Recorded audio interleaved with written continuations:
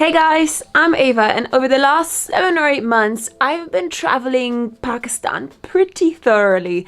I've seen pretty much the entire country from north to south and east to west.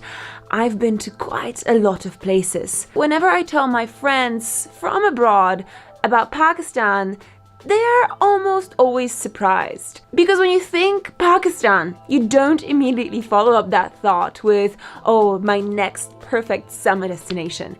In fact, you probably think, it's pretty dangerous out there, isn't it? I've made this vlog to prove you wrong.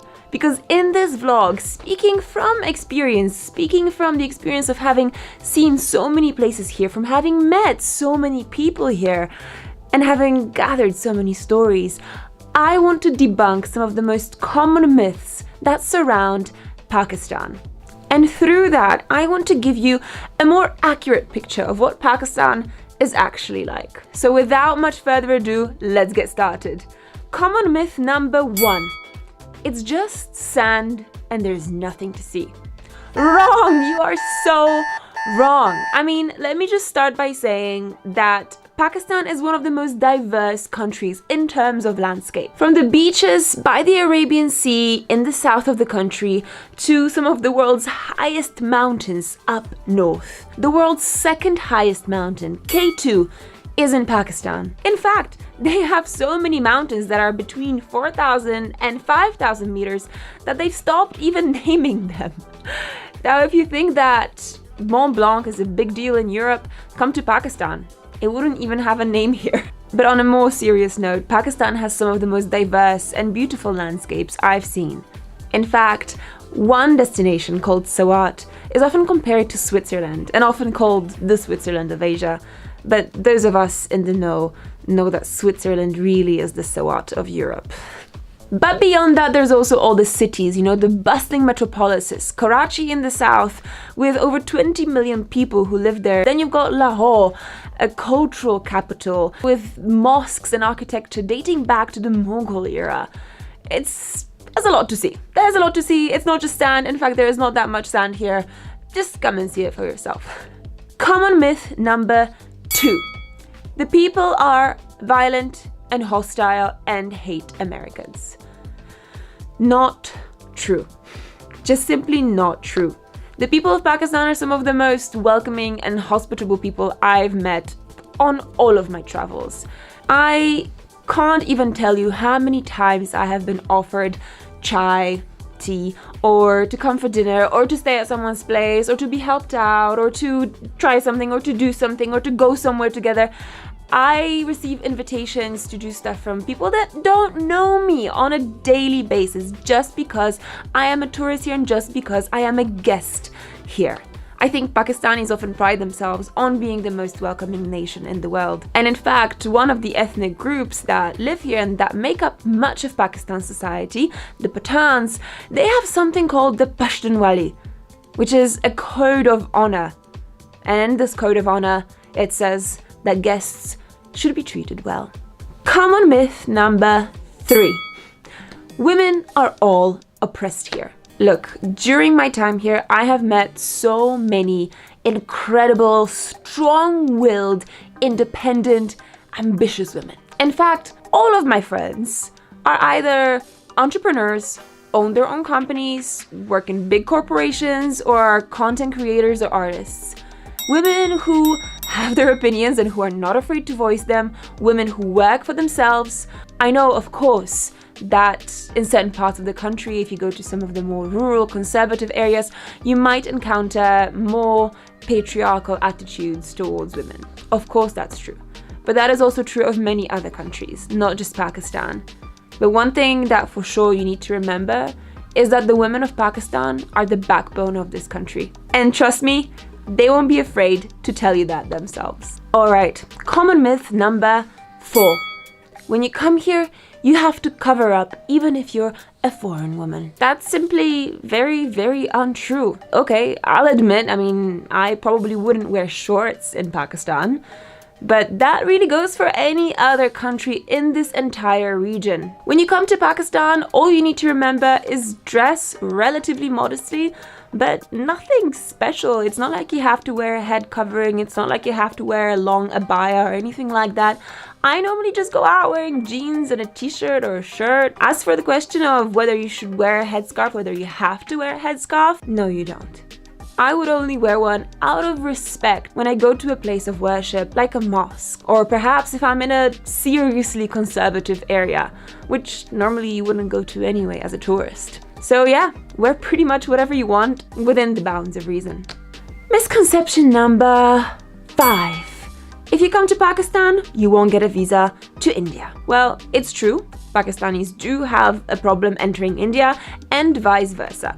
But if you're a foreigner and you have nothing to do with the India-Pakistan conflict, then you have nothing to do with the India-Pakistan conflict. I have previously entered India, Pakistan, and I never had any issues. I was never asked any questions. You can even cross from one country to the other via a crossing in Lahore. Come on, myth number 6. People don't know how to party here. Very, very wrong. People do know how to party here. Oh yes, I've seen people party like crazy. Now, if you're talking alcohol, because I know that a lot of people wonder about this before coming to Pakistan, you know, the alcohol ban isn't 100%. Yes, Muslims are not allowed to buy or sell or consume alcohol in Pakistan. But if you're a foreigner, or if you're a Christian living here, then you can actually get your hands on some beer or whatever it is that you want. There is even a local brewery here which operates legally and which sells alcohol in cities like Lahore and Karachi and Islamabad perfectly legally to foreigners and to Christians. But, you know, I would advise that if you come to Pakistan, you kind of get into the ordinary way of life and you respect the customs and you get into the culture. So yeah, that information was only if you're particularly desperate. But moving on to common myth number 7. And this is a big one. Pakistan is not safe. This is a pretty difficult one, but it's probably the most commonly asked question that I get as someone who has traveled here quite a lot. People message me all the time on Instagram asking this very question. Is it safe or is it not safe? My answer is yes, it's safe.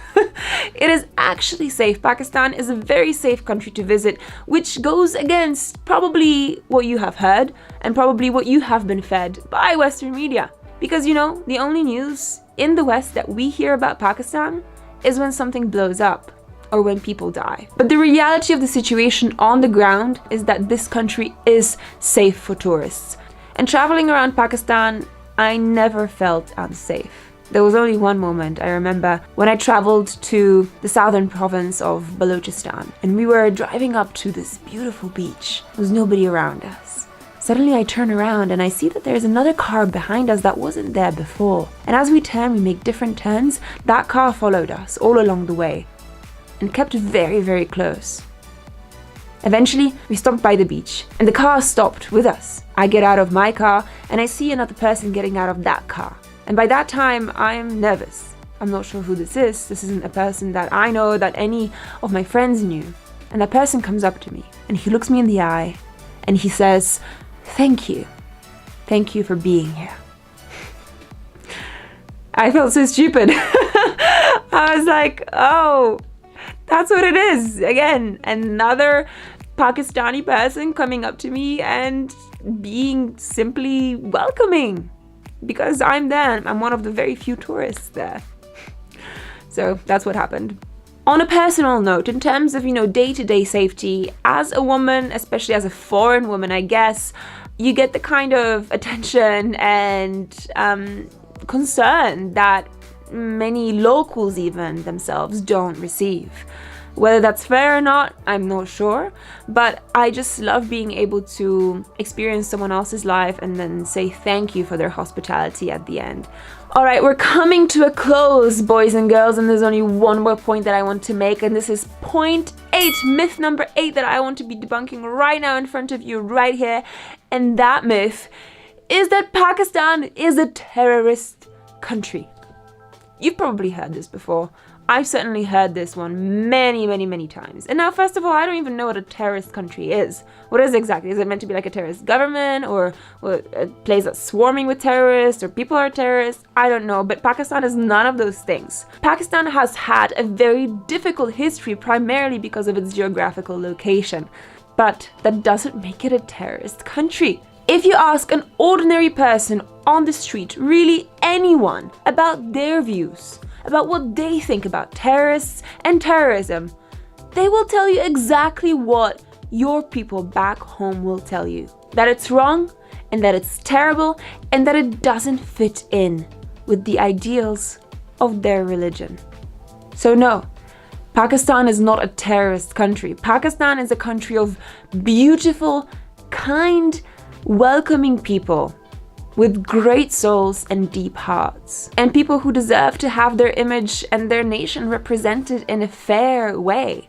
So, I hope that if you're considering to visit Pakistan, that you come here, that you take your time exploring, that you agree with me on all of these points, and that you bring back home the same vision as I know I will. Thank you so much for watching. If you have any questions about coming to Pakistan, don't hesitate to DM me on my Instagram right here. And if you have any other myths or misconceptions that you feel I should address, anything about Pakistan that I should debunk, leave a comment below. And of course, if you enjoyed this vlog, then I would love it if you subscribed to my YouTube channel or my Instagram. Thank you so much for watching, guys, and I will see you in the next video.